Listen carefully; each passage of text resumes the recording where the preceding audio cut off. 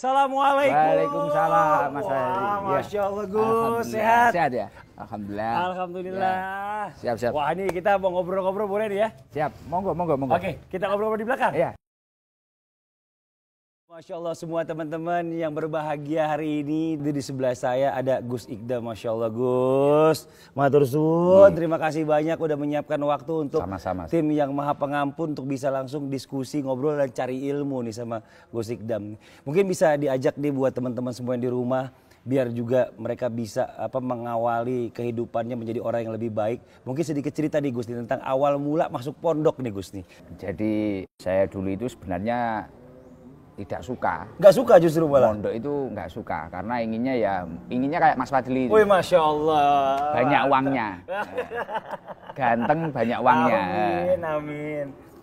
Tapi karena saya itu dari kecil itu kalau di Jawa Timur itu kan biasanya kalau anak kiai atau cucu kiai biasanya dipanggil Gus. Oh gitu. Dipanggil Gus.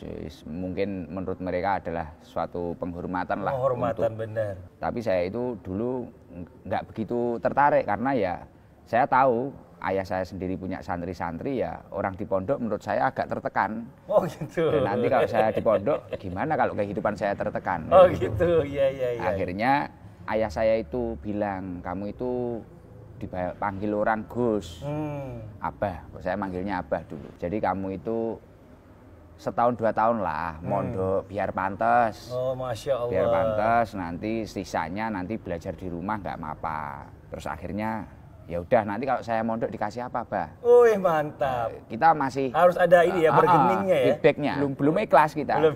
Belum ikhlas. Akhirnya saya berangkatlah dan akhirnya saya mondok di Kediri. Di awal mula mondok itu di Pondok Pesantren Queen Al Falah. Setahun, 2 tahun saya itu belum fokus. Jadi ngaji itu ya asal ngaji aja, asal sekolah aja. Belum ikhlas ngaji. Iya. Dan akhirnya ternyata memang hidayah itu ada, Mas Fadli. Masya Allah, benar. Jadi saya itu setahun 2 tahun masih berpikir tentang masalah janjinya ayah saya. Nanti kalau kamu kuat sampai 3 tahun, tak belikan motor baru. Hadiah itu motor ya? Karena saya memang agak suka dulu, motor itu suka. Wah, mantap, hobi. Masya Allah. Bahkan dulu saking seneng saya sama motor itu ketika ada santri-santri mondok, saya bersih-bersih motor, terus Gus Ikdam itu sama motor kok sayang sekali. Iya. Nah, tapi luar biasanya, ya mungkin ada unsur barokah ya. Masya Allah. Di tahun ketiga, tiba-tiba kiai saya, Kiai Munif Jazuli, itu gerah, sakit.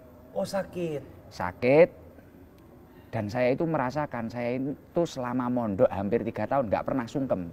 Jadi santri mondok 3 tahun, nggak pernah sungkem kiainya, salim, sungkem itu salim. Terus saya ini berpikir, ya Allah, mondok saya ini gimana ya? Saya ini nanti ilmunya manfaat apa enggak ya? Tiba-tiba ada pikiran seperti itu. Ya apa itu mungkin barokah dari guru-guru saya yang ngajarkan ngaji atau apa ya, saya nggak tahu. Tiba-tiba Mbah Yai saya ini sedo, meninggal. Saya ini tiba-tiba hati saya terenyuh. Seketika itu janji-janji yang dikatakan ayah saya, apapun itu bentuknya, saya lupa. Dan seketika itu langsung saya itu berpikir, saya ini masih bodoh. Saya ini ilmu agama sangatlah rendah, saya ini sangatlah tidak pantas untuk dipanggil Gus, saya ini tidak pantas menjadi cucu dari kakek saya seorang kiai, menjadi anak orang tua saya, abah saya dan ibu saya. Akhirnya saya itu sampai telepon kakak saya. Kakak saya sampai kaget, loh kamu kok berpikir kayak gitu? Sudahlah, nanti ibu biar sowan ke putra-putranya saja. Pokoknya kamu baik-baik saja di pondok. Lah akhirnya setelah itu saya nggak pengen pulang, padahal tadi kan rencananya 3 tahun tadi ngejar motornya itu loh, ngejar motornya, ngejar hadiahnya, ngejar bonusnya itu tadi, ngejar door prize-nya itu tadi. Lah ternyata berubah, pulang dari rumah ditawari sama ibu saya, kakak kamu itu kuliah, kamu besok jadi apa? Kalau kakak kamu S1, kamu itu S apa nanti? Lah akhirnya sudahlah Bu, saya itu nggak usah kuliah. Saya itu tak mondok lagi aja. Masya Allah. Akhirnya saya itu berusaha mondok nambah, jadi nggak di Queen Al Falah, saya pindah di Induk. Masya Allah. Terus lanjut mondok sampai kapan Gus? Mohon izin kalau boleh tahu Gus. Akhirnya saya mondok di pesantren Salaf. Jadi teman-teman saya kuliah, teman-teman saya sekolah, saya itu cuma ngaji saja itu ada kurang lebih 5 tahun. Dan saya cuma diem aja karena merasa banyak dosa sampai kurus, lebih kurus daripada sekarang. Sekarang sudah kurus, dulu lebih kurus lagi. Kayak peleburan dosa. Diem di pondok diem, dan setiap saya dipanggil Gus saya merasa malu. Akhirnya saya setiap pulang saya ziarah ke makamnya kakek saya, nangis di situ. Mungkin apa itu petunjuk dari Allah, hidayah itu seperti itu ya kita nggak tahu pada waktu itu. Dan sama sekali saya tidak menagih ke orang tua saya. Dulu apa yang dijanjikan.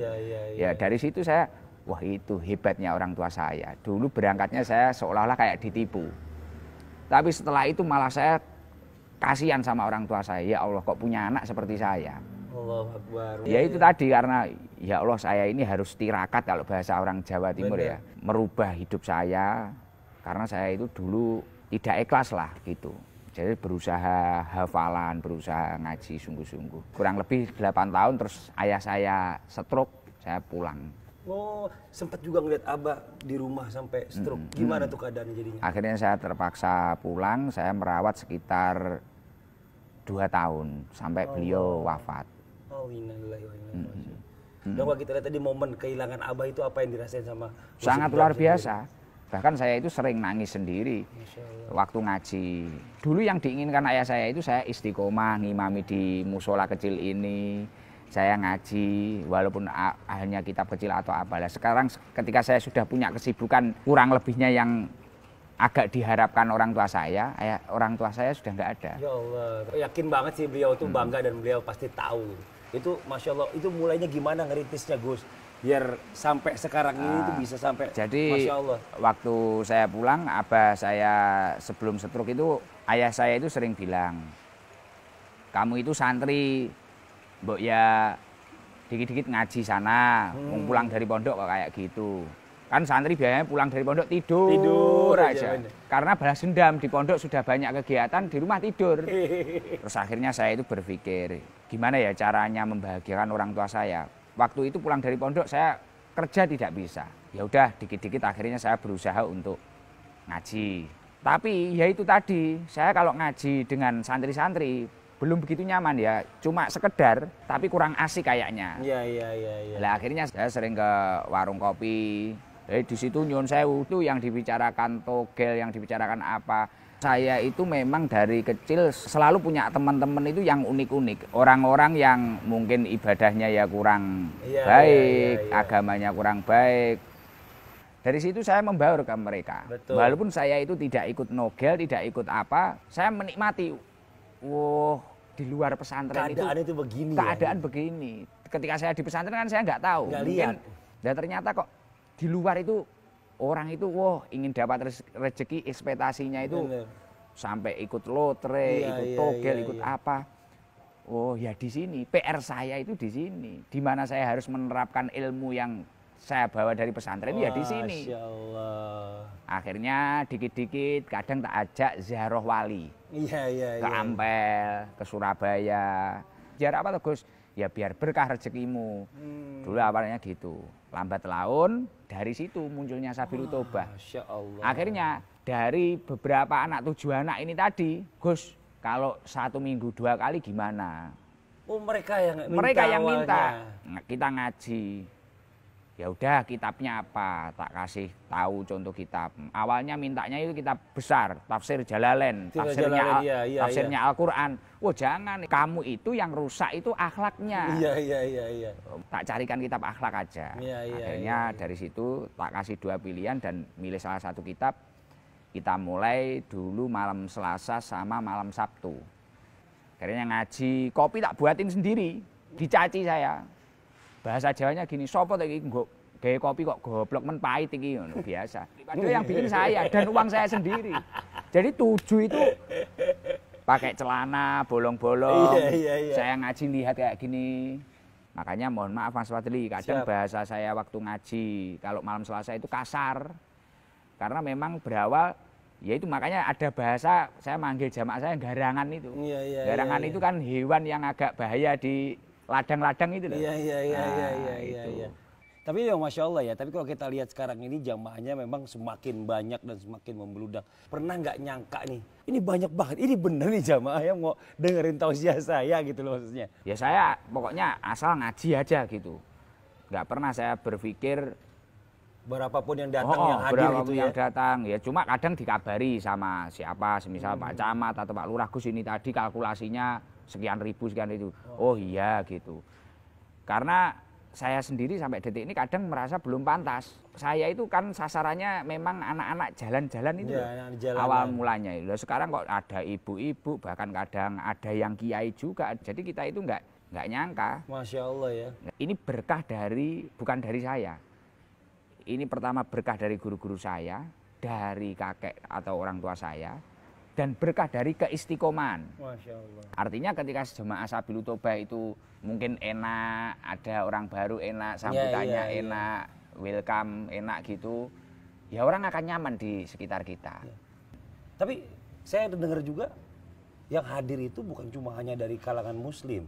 Bahkan non-muslim sendiri juga banyak yang ikut hadir. Nah ini kan dahsyat tuh Gus. Bahkan kadang yang non-muslim itu lebih istiqomah, lebih konsisten. Jadi misal duduk di sebelah sana, lebih konsisten. Kadang ya saya guyon nih kadang, ini non-muslim ikut sudah 2 tahun, nggak muslim-muslim ini. Saya gitu kan. Masya Allah. Gitu kan. Jadi saya sering gitu guyon-guyon, pakai bahasa yang ringan-ringan. Iya. Karena ya mengingat berawalnya dari itu tadi warung kopi. Warung kopi itu nongkrong dan orang itu ya. Uang 1.000, 2.000 sangat berharga dan bahkan untuk mencari apa sampai kayak gitu. Masya Allah. Benar. Saya itu dulu sering ditanyai nomor togel, ditanyai apa. Mau marah tapi ya janganlah. Ini PR kita. Iya. Makanya saya itu sering dibully. Bahkan dari kalangan sesama Gus atau apa. Gus Ikdam kok berteman sama orang itu, wong kita saja menghindar. Loh, salah. Salah, benar. Saya setuju. Yang begitu jangan dihindari. Itu PR kita. Benar. Kalau kita itu hanya mencari ngaji yang mudah-mudah di masjid, di madrasah. PR kita itu malah gimana orang-orang yang belum kenal agama, masih punya hobi-hobi maksiat, yang garangan-garangan itu tadi. Iya. Dan ini markas Sabilul Taubah ini sebenarnya kita lihat di sini wah, di antara gebyok yang begitu indah ini. Ini artinya maknanya apa nih Gus? Kenapa kok saya bahasakan markas? Bahkan saya juga dikomentari teman-teman saya banyak. Biasanya kan kalau majelis itu sekretariat. Atau pokoknya bahasanya resmi-resmi biasanya. Betul. Ini markas ini ya, beda sendiri ini. Karena ya itu tadi berawal dari garangan-garangan. Orang-orang kayak gitu itu biasanya apa? Nyun sewu. Kalau mau minum kemana? Ayo kita ke markas. Kan, di Jawa Timur itu waktu itu kan ada istilah 10.000 mencari teman. Iya. Artinya punya uang 10.000, iuran sama temannya, minum di mana. Bareng. Ayo kita ke markas kemana? Lah, ini tak rubah. Di mana markas ini menjadi tempat fafiru ilallah. Kita lari kepada Allah, menjadi rumah kedua kita. Dulu itu kan anak pakai kerudung, keluar malam-malam pakai kopiah, pakai sarung. Wah ini kemana? Wong anak muda kok nggak gaul. Anak muda itu ya ke alun-alun, mungkin pacaran atau apa. Nah sekarang itu tak buat biar tren. Aku pede ning markas. Tapi acaranya ngaji. Ya Masya Allah. Nggak minum, nggak narkoba. Bahasanya markas. Jadi memindahkan markas ini dalam pengertian negatif kepada pengertian yang positif gitu ya Gus ya. Dan ternyata alhamdulillah berhasil. Orang-orang itu agak pede. Aku ning markas aku. Mantap. Masalahnya ya saya itu dipandang sebelah mata. Ya memang karena ya di sosial media ya bebas tapi nggak masalah. Saya juga nggak marah karena memang ini langkah saya. Betul. Dulu kalau saya disuruh milih, saya ya milih jadi kiai mungkin kayak kakek saya atau kayak abah saya yang bertemannya memang dengan orang-orang baik atau santri-santri, beliau istiqomah ya kalau milih. Kalau disuruh memilih. Kalau disuruh memilih, tapi kan ini bahkan saya dulu waktu jamaah 200 saya jenuh. Ya Allah, ini orang 100 kok apa itu tukang ngentai. Ini jamaah ini kok ngejek semua. Ya Allah, saya itu kok ditakdir seperti ini. Mau tak bubarkan dulu. Sempat ada perasaan itu ya? Saya sampai mau frustasi. Saya bilang ke ibu saya, Bu, tak bubarkan aja. Saya udah nggak kuat, ditata sulit, lebih enak nata orang-orang yang sudah ingin niat ngaji. Benar. Ternyata ibu saya itu luar biasa, selalu mengingatkan saya sabar. Ya memang kamu itu jatahnya seperti ini. Semua orang itu memiliki nikmatnya masing-masing, bahagianya masing-masing dan ujiannya masing-masing. Nikmati saja bagianmu. Oh ternyata lambat laun mereka akan lebih mengerti. Ya itu tadi, mulai dari bahasa-bahasa saya itu mungkin markas, terus apa. Bahkan saya ngajak umroh jamaah saya nggak seperti ustadz-ustadz yang lain. Ayo kita umroh, enggak gitu. Saya gini, ayolah sekali-kali kita ngopi di Mekah. Wih, Masya Allah. Di Madinah, masa ngopi cuma di rumah aja. Loh Gus, saya belum pantas. Loh kamu aja masuk diskotik nggak pernah nanya pantas atau tidak. Iya. Semalam kamu berapa karaoke? 5 juta Gus. Alah umroh 30, 40 juta gampang. Nah, nggak sampai 1 tahun ngumpulin kamu dapat. Masya Allah. Jadi problemnya kita sering dipandang sebelah mata. Iya. Tapi ya itu nggak masalah. Iya. Nah ini Masya Allah ya, maksudnya alhamdulillah kita lihat sekarang ini Gus Ikdam ini menjadi panutan banyak orang. Dan ini apa yang dirasakan sama Gus Ikdam sendiri nih Masya Allah nih? Kalau saya dikatakan panutan, saya malah semakin takut. Karena usia saya masih muda, setelah itu keilmuan saya juga belum mumpuni lah untuk dikatakan menjadi panutan. Karena kalau orang itu menjadi panutan itu artinya dia itu menjadi kiai atau menjadi ulama. Lah al ulama itu kan warasatul anbiya. Warasatul anbiya, pewarisnya Nabi, betul. Lah saya waduh masih jauh kita. Tapi kan akhlaknya. Itu kan menurut Gus Ikdam. Tapi kalau menurut kita ini kan Gus Ikdam ini udah live the pride, wah kan udah luar biasa, kayak ya memang jadi satu orang yang bisa menjadi kebanggaan orang-orang atau kebanggaan masyarakat sekitar gitu loh. Perasaan apa mungkin ya kedepannya mungkin kadang, Gusti pengen lebih bagaimana? Ya untuk diri saya sendiri saya ingin menjadi lebih baik lah. Iya. Karena ya itu kadang ternyata setiap pergerakan saya atau bahkan setel saya bahkan apa itu kadang diikuti orang. Bahkan saya sering kalau saya ngaji terlalu jauh jangan ikut. Loh nanti kalau sepi gimana Gus? Nih lebih baik kamu di rumah sehat, kerja, kalau ada waktu ngaji aja. Nggak usah terlalu ikut saya kemana-mana, saya kasihan. Karena ekspektasi saya itu bukan masalah saya ini punya jamaah banyak atau gimana, enggak. Tapi orang yang pernah bertemu saya, setidaknya lebih baik daripada masa lalunya. Masya Allah, amin. Ingin saya seperti itu. Benar. Penting kamu lebih baik. Makanya salah satu yang menjadi semangat saya itu sering sakit Mas, karena saking padatnya jadwal saya. 1 hari kadang 2, 3, 4, akhirnya saya sampai capek. Mungkin salah satunya juga hiburan buat Gus Ikdam ini, makanya sering-sering ke Mekah kali ya, mungkin sering umroh gitu ya, ibadah tenang gitu ya. Mungkin ekspektasi saya di sana nggak ada yang banyak yang kenal, lah ternyata ya sekarang nggak bisa sosial media. Aja. Tapi ada hikmahnya apa nih sering-sering ke Mekah apa nih Gus? Ya itu, Masya Allah kemarin saya pertama mendarat itu kan ke Jordan. Dari Palestina Jordan, itu ya. dari Palestina ke Palestina itu lewat Jordan. Lewat Jordan ya. Saya ziarah tabaruk ke tempat-tempat yang pernah disinggahi Rasulullah. Di situ ada pohon sahabi itu waktu Rasulullah perdagangan itu pernah buat berteduh. Berteduh di situ, betul. Iya dah, Mas Fadli. Iya. Saya itu sampai mikir gini, ya Allah, pohon saja yang pernah dibuat teduh Rasulullah.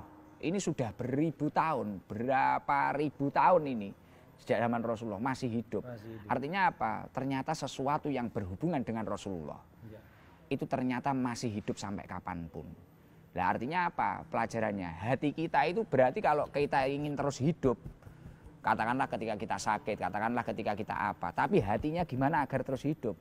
Kita harus menjalin hubungan dengan Rasulullah Shallallahu Alaihi Wasallam. Nah, kalau Rasulullah mungkin dulu dilempari batu, mungkin sekarang kita dilempari omongan-omongan yang buruk, ya akan kita sikat aja lagi, pokoknya yang penting masih jalannya Allah. Mungkin ada doanya atau apa nih Gus, biar kita nih teman-teman semua yang lagi nonton ini juga bisa merasakan datang ke tanah haramnya Allah. So, ada amalan apa yang perlu dilakukan nih Gus? Kalau amalan bacaan yang baik ya kalau ingin haji ya baca surat haji di Al-Quran itu loh. Oh surat haji ya. Baca surat haji itu kalau amalan. Tapi kalau ingin lebih cepat terpanggil gimana? Kita istiqomah dalam kebaikan. Mungkin kita itu mampunya istiqomah, kita berjamaah. Jamaah saja. Semakin kita mendekat kepada ulama-ulamanya Allah Subhanahu wa taala. Ada kultum, ada pengajian di mana kita berusaha hadir. Kita semangat dari pengajian tersebut. Berapa ilmu yang kita dapatkan, kita terapkan sedikitnya di rumah. Masya Allah. Terapkan sedikit demi sedikit. Nah itu yang mempercepat kita terpanggil. Oh, Masya Allah. Dulu saya juga nggak bayangkan, cuma doa biasa. Ya Allah, kalau pengen ziarah Mekah Madinah. Cuma bahasa biasa gitu. Mungkin karena berkahnya itu. Masya Allah. Berkahnya kita itu selalu belajar ilmunya Allah, berusaha terus mendekatkan diri kepada Allah, ya itu. Iya, iya, iya. Tapi gimana caranya kita bisa membangun semangat untuk diri kita ini untuk datang mau ke pengajian gitu loh. Itu apa yang harus kita lakukan dari diri kita sendiri, Gus? Kita harus berusaha melawan hawa nafsu kita. Dan kita yang pertama, gimana untuk kita itu, Gus saya itu nggak suka sih sama pengajian, saya itu belum suka. Saya itu jenuh, kadang ada pengajian ya ngantuk ya apa. Iya benar tuh. Bagi saya kadang ada, bahkan kalau anak muda sekarang bullshit lah. Mungkin bisa ngomong nggak bisa jalani atau apa, kan biasa seperti itu. Kita harus sadar dan harus yakin. Ada hadis Rasulullah mengatakan seperti ini, Mas Fadli. Ya. Alamatu i'radi anil abdi istighaluhu bimalayanihi. Tanda-tandanya seorang hamba yang mulai ditinggalkan oleh Allah. Ini adalah orang mulai disibukkan oleh sesuatu yang tidak bermanfaat untuk dirinya. Nauzubillah min dzalik. Nah sebenarnya saya ini mendirikan ST ini, Sabilut Toobah ini, tidak muluk-muluk, bukan kok agar anak-anak pinter atau gimana. Sebenarnya dulu awalnya sederhana, agar dari orang-orang yang sering disibukkan kemaksiatan, gara-gara dulu banyak judi online, banyak apa. Iya, iya, iya. Setidaknya ada momen-momen dia itu kembali kepada Allah. Entah itu malam Selasa ataupun malam Jumat itu. Iya, iya, Sadar bahwasanya ketika kita disibukkan oleh keburukan, kita mulai ditinggalkan oleh Allah. Dan ketika kita ditinggalkan oleh Allah, itu adalah awal mula hidup kita itu tidak enak. Makanya ngaji itu adalah tempat kembali kepada Allah, tempat lari kepada Allah. Nah inilah kehebatannya mengaji ya, the power of mengaji untuk ridho dari yang maha pengampun. Ini Masya Allah luar biasa. Bahkan saya sering bilang ke jamaah, lah malesnya orang ngaji ya kayak gini, kita tahu dosa-dosa kita. Iya betul. Kita tahu kebodohan kita, seperti itu. Makanya kalau orang itu semakin ngaji, sebenarnya dia itu kalau memang dia berhasil, dia tidak akan merasa pintar, tapi dia akan semakin merasa bodoh. Benar. Karena banyak ilmu yang belum dia ketahui. Benar. Kita tinggal mengikuti, dan kita itu enak loh. Bahwasanya Allah itu sangat sayang terhadap hambanya. Jadi kita itu sudah diciptakan oleh Allah sekaligus untuk ada contohnya. Contohnya siapa? Rasulullah. Lah gimana agar mengetahui akhlaknya Rasulullah? Ya dengan mengaji. Kalau kita hanya lihat YouTube, lihat apa, terus gimana? Makanya salah satu keberkahan itu ketika kita mendekat dengan orang-orang yang benar-benar ahli ilmu, mungkin di pesantren, mungkin di majelis, mungkin di apa, para ulama, para habaib, para kiai, itu penting.